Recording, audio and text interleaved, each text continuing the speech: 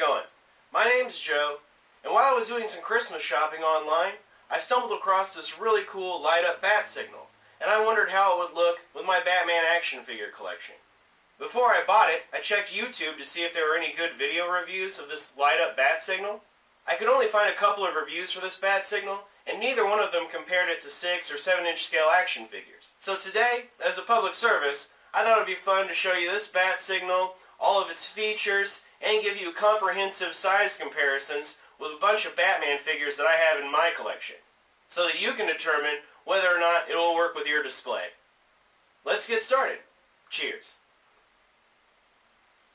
This bat signal is made by a company called Running Press, and I thought it would be helpful to show you the package that it comes in, so you don't accidentally buy the wrong one in case you're shopping online. Because Running Press also makes a tiny bat signal like we have here. I bought this small bat signal a few years ago at a Walmart store to go with my die-cast Batman vehicle collection. The small bat signal is made of plastic, and it also lights up. The design of this bat signal is very similar to the larger version, and it might be easy to get them confused if you're looking at photos on a website and don't read the description carefully. This bat signal comes with a small hardcover book about Batman and the history of the bat signal. This is a nice little book with some really cool artwork in it. This bat signal is 5 inches tall, it's made of die-cast metal, and uses 3 AAA batteries for its light-up feature. This piece on the back comes off, and there's a battery compartment inside. These screws do seem a little janky, and I can see them getting stripped out if you have to replace the batteries a lot. The base of the bat signal swivels all the way around, and it can pivot back and forth. The lens is tinted yellow, so it looks fine even when you have the light switched off, and it has a classic comic book style bat logo cut out for the lens. Alright, this is one of the only rooms in my house that doesn't have a window. This is a closet where I keep my long boxes full of comic books. And I came in here to show you how the bat signal projects. So right there, I'd say that's probably about 4 or 5 feet away from the ceiling. It's pretty bright. The edges of the bat symbol are a little fuzzy, but I think it looks really cool. And I'd say this bat signal projects pretty well. It says on the box that it projects up to 20 feet. This bat signal retails for around $40, but I found mine on Amazon for $27. And it didn't even get destroyed like a lot of things I buy from Amazon. Up until I found this, there were only 2 other 6-inch scale bat signal toys that I was aware of. The first is the Collect and Connect bat signal from the Dark Knight Rises Movie Masters line by Mattel. This bat signal has the Dark Knight style bat logo on the lens, so it would probably fit in with your display of movie or Arkhamverse video game figures, but I wouldn't call it an all-purpose bat signal. Also, in order to get this, you'd have to have bought all the Dark Knight Rises Movie Masters figures. And I already had the Batman, I never saw the Michael Caine, Alfred, and I definitely didn't want the Joseph Gordon-Levitt psychic orphan cop figure. So those things ruled out that bat signal for me. The second option is the DC Collectibles Batman the Animated Series bat signal. Even though this bat signal is designed to go with animated series figures, I think it would still work well with most Batman figures, and especially comic book style figures, because it has a kind of all-purpose bat logo on the lens. I don't know much about this bat signal, and I never really considered buying one because it costs $50 and comes with an animated series Batman and Robin figure that I already have. So I'd be spending $50 just for the bat signal. If you didn't already have the figures, then I'd say go with this one, because the figures themselves go for around $20 or $25 each, so that makes this a pretty good deal at $50. There are higher-end bat signals available too. For instance, DC Collectibles makes one that will cost you anywhere between $200 and $300. It looks amazing, but it's out of my price range, and I have no idea what scale it is. This is a GCPD rooftop diorama that I made a few years ago to display my Bat family figures. I designed this to fit in my Detolf cabinet, and it's made out of inexpensive insulation styrofoam. I hand-painted this with acrylic paints.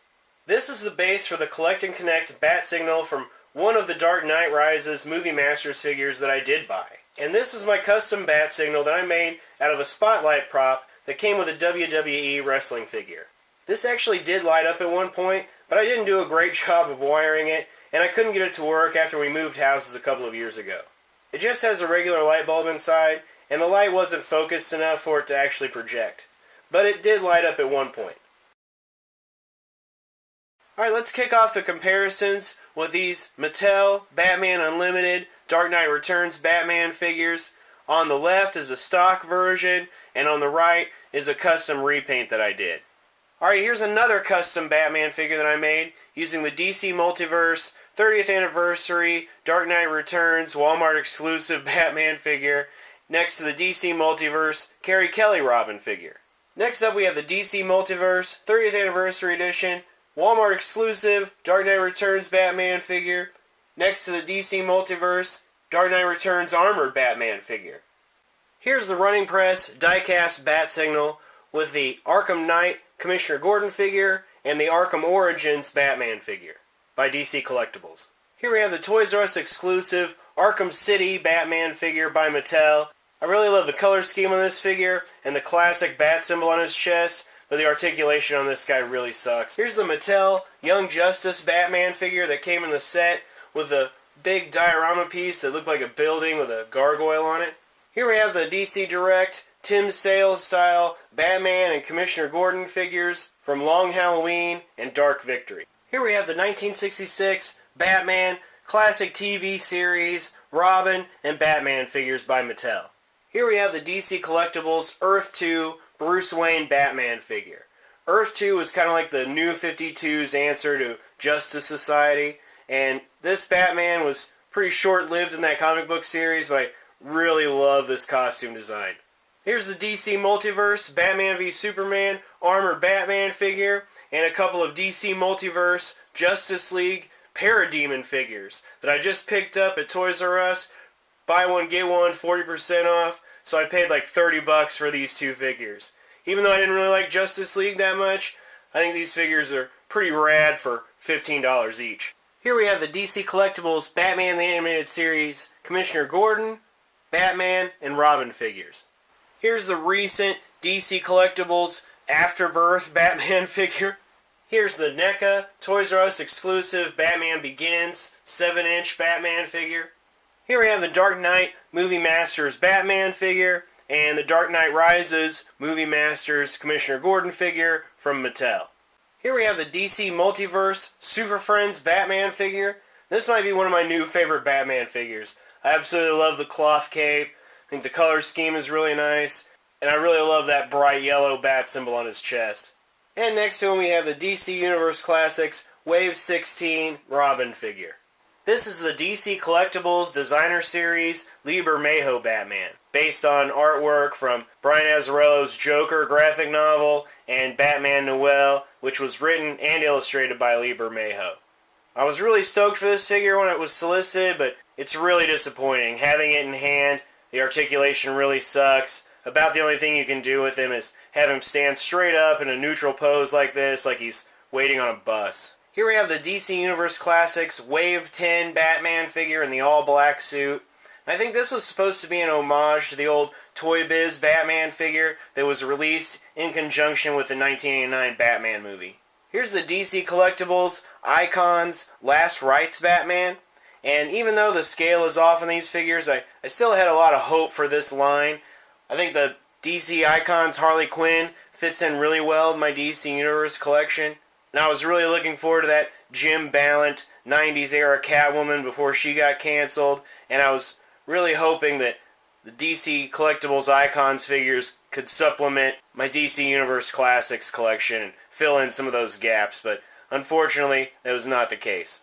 Up next we have a modern Batman figure from the Mattel Batman Legacy line. This is a reuse of the DC Universe Classics Sinestro Corps head on the DC Superheroes Batman body. And next to him we have a DC Direct Tim Drake Robin figure in his red costume from the Batman and Son line. Here we have an old Batman figure from Mattel. This is a precursor to the DC Superheroes line and DC Universe Classics. He's a little bit smaller scale than either of those figure lines, but I still think this is a really sharp-looking Batman figure. Here's the Mattel DC Superheroes Batman figure in the blue and gray color scheme that came in a 2-pack with Batgirl. And here's a DC Direct Teen Titans Tim Drake Robin figure. Here's the DC Collectibles Designer Series Greg Capullo Batman in his New 52 costume. Here's the DC Universe Classics Gray and Black Batman figure that came in the Gotham City 5-pack. Alright, here's some modern-ish Bat family for you. There's the DC Multiverse Batwing figure. There's a custom Red Hood figure that I made a while back out of the DC Collectibles Red Hood in the Outlaws version. There's the DC Direct 52 Batwoman figure. I can't wait until I can replace that one with the new DC Multiverse version. There's the Batman Unlimited New 52 Batgirl. There's the Batman Unlimited New 52 Batman figure with the metallic finish on his costume. There's the DC Universe Classics Nightwing. And then finally is the DC Multiverse King Shark Collect and Connect Wave Damian Wayne Robin figure. Up next we have the DC Universe Classics Nightwing figure, which is my favorite Nightwing figure. We have the Batman and Robin DC Universe Classics 2-pack, and the Batman Legacy Black and Blue Batgirl figure. Here's the 1989 movie Batman figure from the 3 3/4 inch or 4 inch scale DC Multiverse line. And this is the only figure that I bought from that line, just to check him out. I think he scales really well with this bat signal. Also, I think if you collect the old Kenner 5 inch Batman figures, I think they would look really good with this bat signal too. And since I feel like showing off my new custom Oracle figure, here's my small Birds of Prey collection next to the running press die-cast metal bat signal. First up we have the DCUC Black Canary figure, my custom Oracle figure made from a Marvel Legends Mary Jane Watson, with an X-Men movie Professor X wheelchair, and the DC Collectibles New 52 Huntress figure. Here we have the 7 inch Neca Michael Keaton Batman figure from the 1989 movie. This was actually the classic NES video game Batman that came in the dumb blue and purple color scheme. I bought this to repaint into a screen-accurate black and yellow because at the time, NECA acted like they wouldn't be able to do a 7 inch scale Batman figure in the screen-accurate colors. They acted like the blue and purple video game version was as close as they were ever going to get to a 6 or 7 inch Michael Keaton Batman because of some licensing deal between DC and Mattel. So I settled for this NES video game figure. I'm pretty happy with the results, and this is still one of my favorite custom action figures in my collection. So I wound up buying a second NES video game Batman and repainted him in the traditional comic book style blue and gray because I thought it would look cool. And I'm pretty happy with this custom figure also. Alright, so this is no shit. After NECA got everyone's money for the stupid blue and purple video game Batman figures, it was about a month or two after I bought these to customize, NECA miraculously was able to sell movie-accurate versions of the Michael Keaton Batman figure as a Toys R Us exclusive. It seems like NECA does this a lot. They did the exact same thing with the San Diego Comic-Con exclusive arcade Teenage Mutant Ninja Turtles. People really wanted turtles that looked like they did in the cartoon. NECA said they could never do cartoon turtles because of a license deal with Playmates. And then the next year, after they got everyone's money from the arcade turtles with the pixelated video game paint jobs, they sell you another set of the same figures in cartoon-accurate paint schemes that you should have gotten in the first place. It feels like shady sales techniques from NECA, like it's some scam to sell us the same figures twice. However, NECA's Toys R Us exclusive movie-accurate Michael Keaton Batman figures all suffered from shitty paint apps. I saw at least a dozen of them at my local Toys R Us, and they all had lousy paint on the exposed part of his face, and especially on the bat symbol on their chests. None of them looked as good as either of my custom 1989 Batman figures. Alright, so I apologize for the little rant there, but now that I've got that off my chest, let's get back on topic.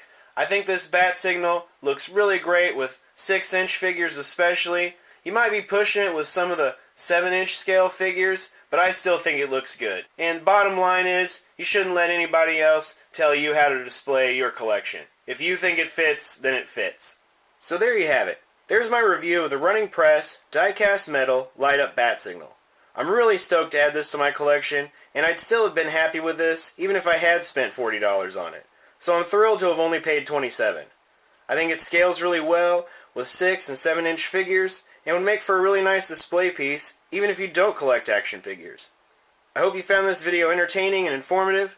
I'll talk to you next time. Take care. Bye.